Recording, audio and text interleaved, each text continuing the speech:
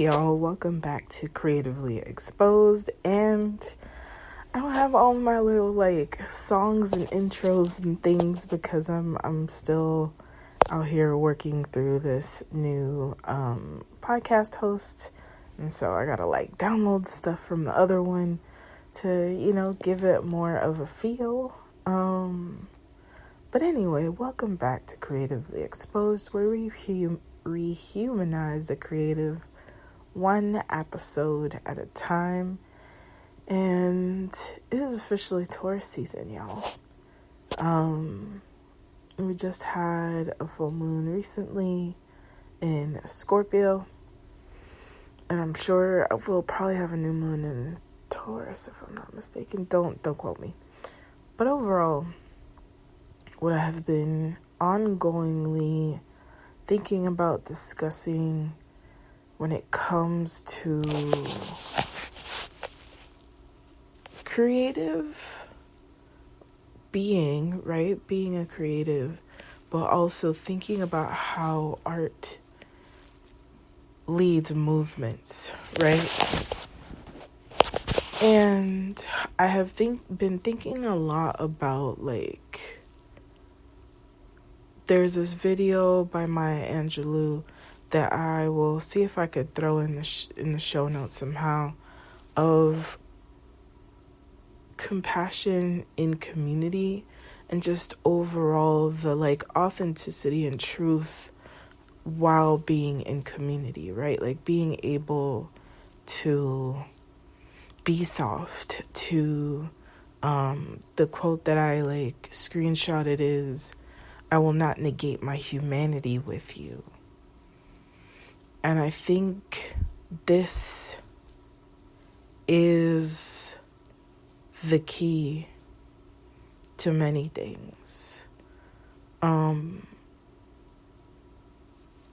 Sometimes based on this sense of scarcity, it is difficult in community to be honest, to be the self, to be brave, to be soft, to be vulnerable, because it feels more like a competition.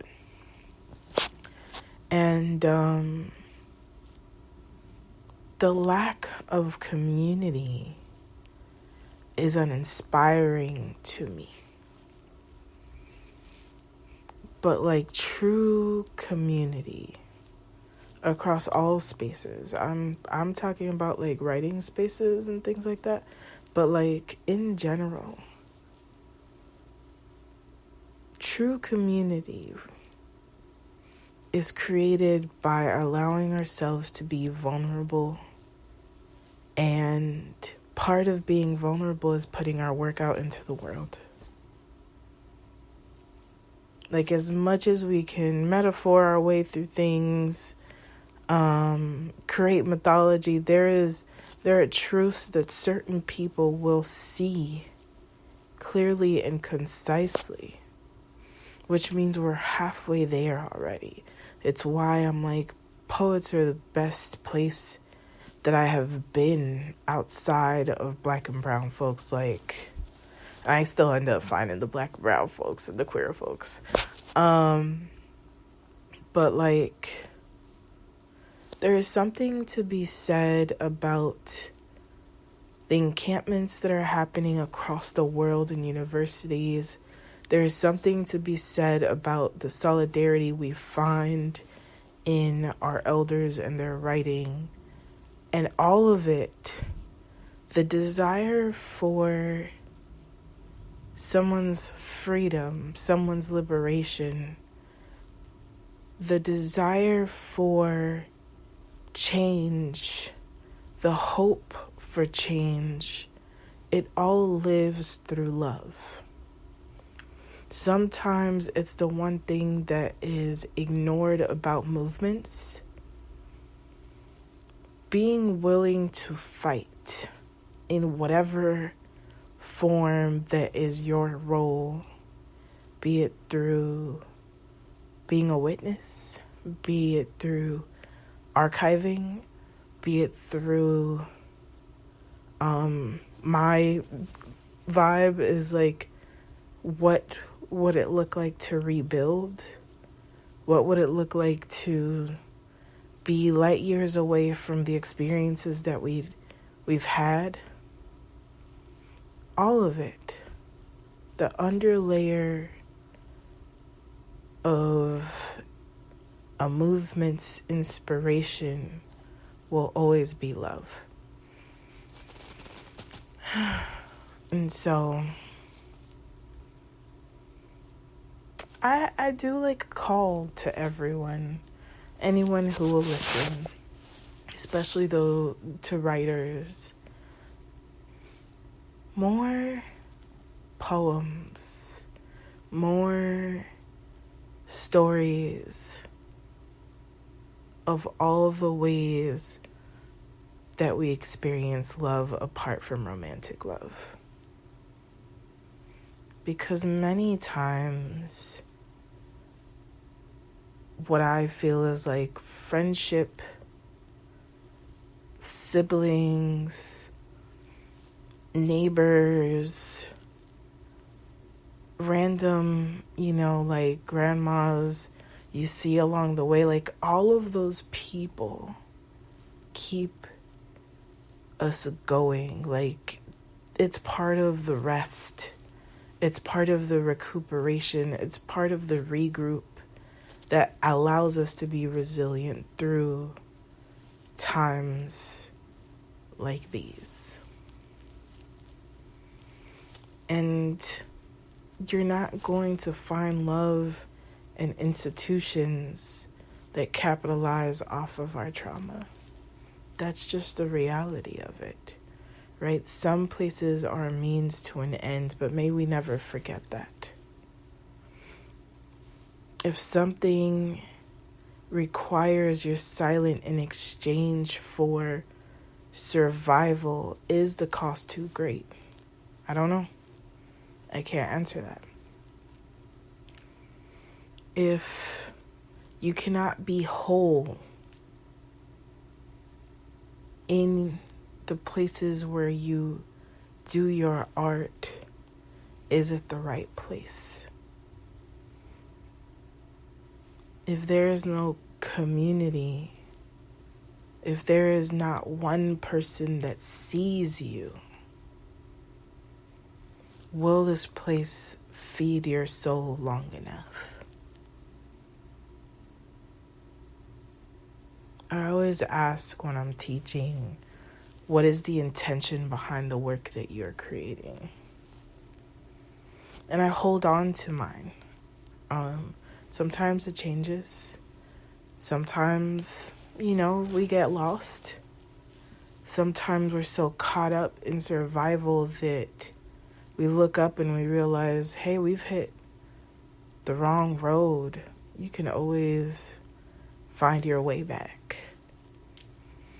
And so there's something to be said of the places that hold, provide, can encapsulate our softness.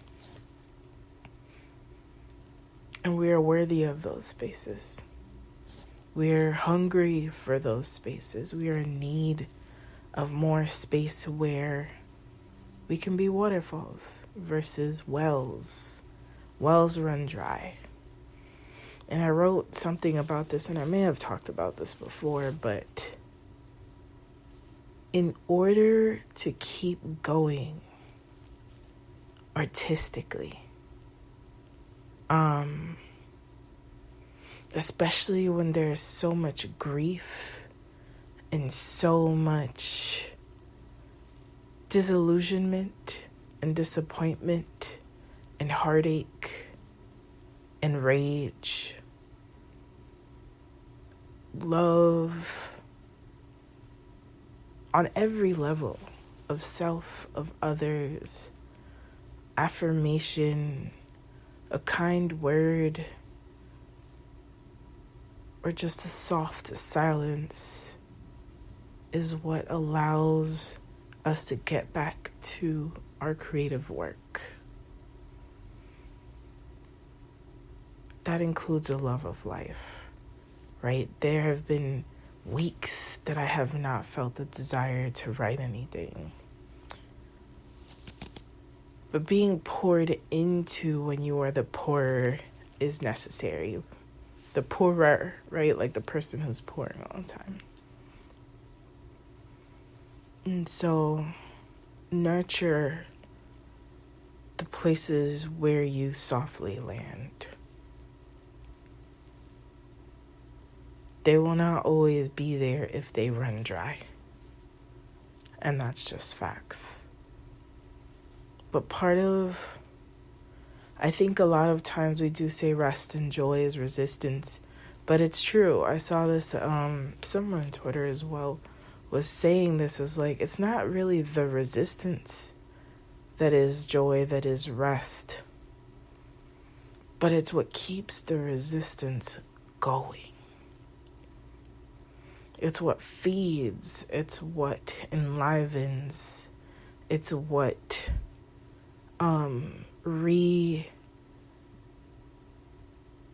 not resets, but like really allows you to dig your roots in your own convictions.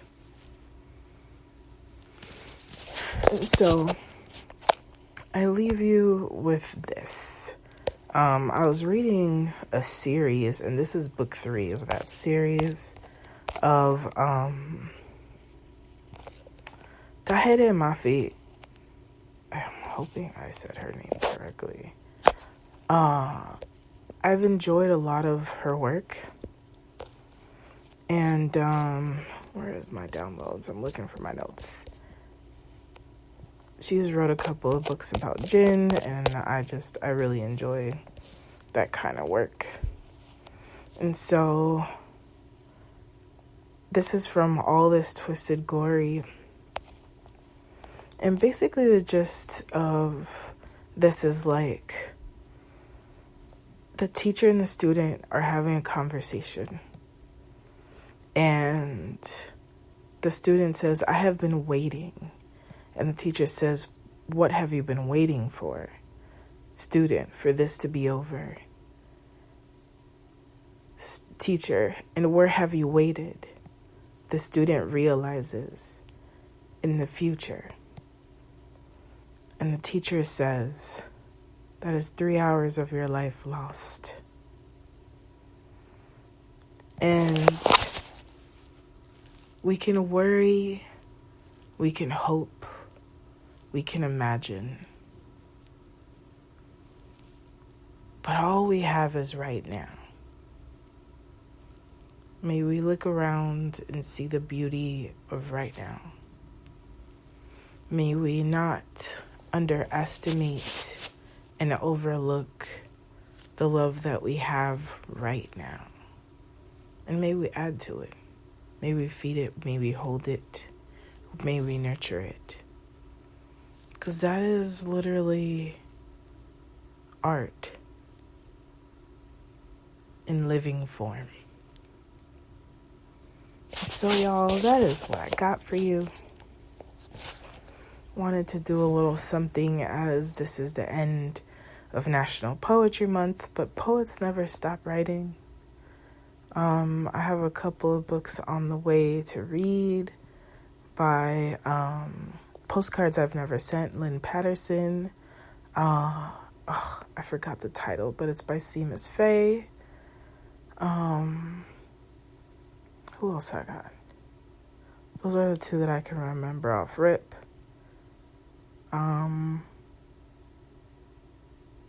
Keep reading poets.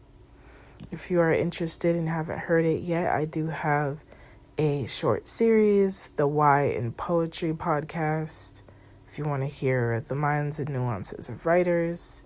And be easy, y'all. Mind your spending this tourist season. We like to indulge around this time. At least that's how I feel. I haven't checked like all the stars and things, but I do still have a pick a card tarot reading for the full moon in Scorpio, which the energy lasts about 30 days. And for some folks, it'll literally last the next time that the moon is in Scorpio. Either it'd probably be a new moon in Scorpio. So if you want to check that out. I also have a crystal business and do astrology and tarot readings. So if you want to check that out, all of that will be in the show notes, as well as my links to books, my own books, and all of those things. And so, no te olvides que eres magia. Pas oublier ou c'est magique. No te olvides. Oh, I already said it in Espanol. Do not forget that you are magic. Have a great week.